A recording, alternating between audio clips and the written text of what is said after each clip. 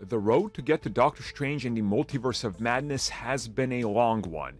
It's had its ups, its many downs, which included shifting release dates and multiple other things going on behind the scenes. Now the final result is here, and it's definitely something that many people have been asking for a long time, and now that they got it, they seem to not want it for some reason. And what exactly that is a director-driven film. This is a Sam Raimi film, make no mistake about that. So this is going to be a little bit of a longer review where I'm going to talk about a lot of things because there's a lot on my mind right now in regards to this film. So we really got to go all the way back to Doctor Strange 1.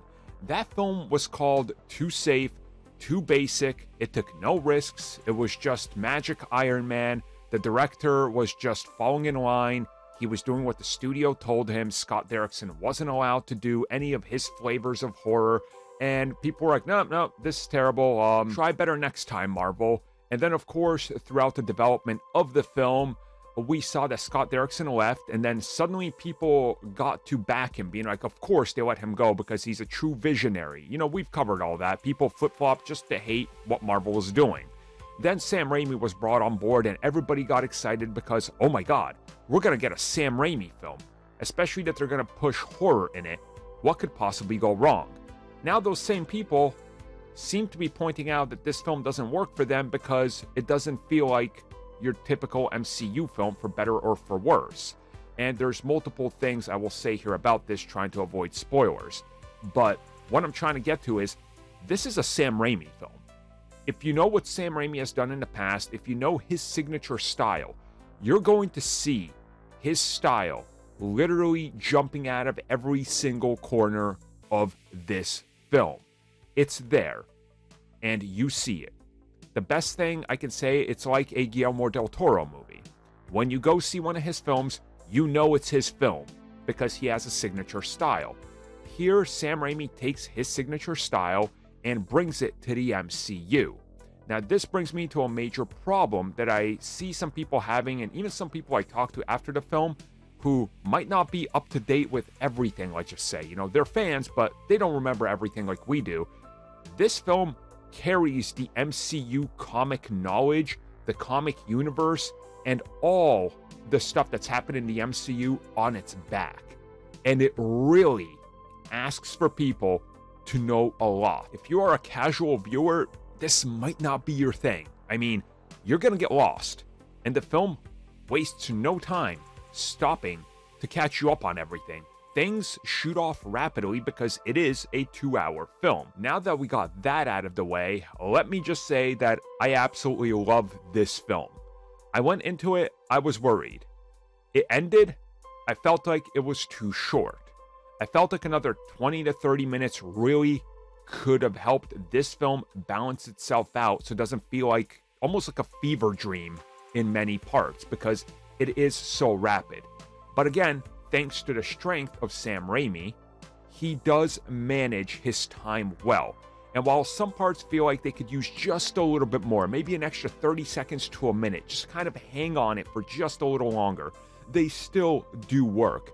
But once the end credits roll, you start to see just how ambitious this film is and how they pull off everything and how it actually manages to work is kind of honestly shocking. And that's when it hits you that this had to be Sam Raimi. I do not believe that Scott Derrickson could have done this particular film, especially with the style, the camera work, the everything, really. It's just different, and that contributes to the film's feel, the multiverses, the different takes on Marvel characters. It's all here. And again, as somebody that went into this scene only one spoiler, I kind of felt like, okay, that one spoiler ruins everything. It doesn't. 100% it doesn't. That one spoiler was honestly not even that big in the grand scheme of this 2-hour runtime. And I think that's really a strength of this because you're wondering just how much can they possibly do with this one thing. And again, I'm trying to avoid all these spoilers, but there's plenty going on and it makes sense. Doctor Strange, unfortunately, is kind of just a stand by in his own film. It's a film that's more focused on everything going on around him and kind of letting him experience it as we are his eyes into this multiverse, and not really having us, further understand the complexity of his character and maybe like him a little bit more. Again, I can draw a lot of parallels of what people are saying about Doctor Strange in this to the first reviews and the reactions we got to Iron Man 2, where Iron Man 2 was trying to be very ambitious with how much they introduced to this new universe, and also trying to pad out the bigger idea. Like, look at the little shield there. Look at the hammer mention. Oh, the Hulk, you see him back there? It has that feel to it. But again, this is building off of a rich Marvel history, not just the MCU. We're talking about Marvel. And again, there's a time and place where Doctor Strange had to be handled the way he is, and in this, it works for him because he is just our eyes into this bigger Marvel universe, into the multiverse. So his plot and character development isn't necessarily the greatest, but again, they're doing such a fine job of balancing everything else around him that none of it really suffers. Where you get to the end of the film and you're sitting there, you're going, you know what? Doctor Strange gets a little arc here, fine. He's got his thing. Wanda gets her arc. America gets her arc. The other extra things all get enough time. And you kind of start to understand that this film only works if all of the elements in the film come together and bring what you love about the MCU, what you love about Marvel Comics, what you love about Sam Raimi, and what you expect as a fan. And if either one of the four was to suffer, you're not going to like an element of it. But because all four of these elements do work together, and if you're expecting something different, you're going to get it here. And again, now I'm starting to understand why some people do not like this film, but I'm also starting to understand why somebody like me could go into it and walk away from it going, it has its issues, but I love this thing for various reasons. Again, I'm going to talk about this in a spoiler review.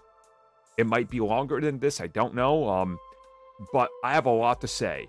There's a lot on my mind right now. And recently, Kevin Feige said that the multiverse will be continuing to exist in the MCU.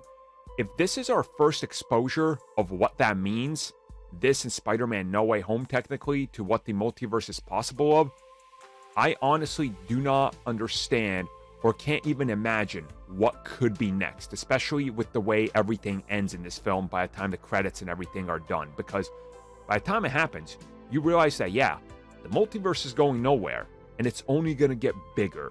And I think, to me, that's sort of how I see Doctor Strange 2. It's a stepping stone. It is the Iron Man 2. It's the Age of Ultron.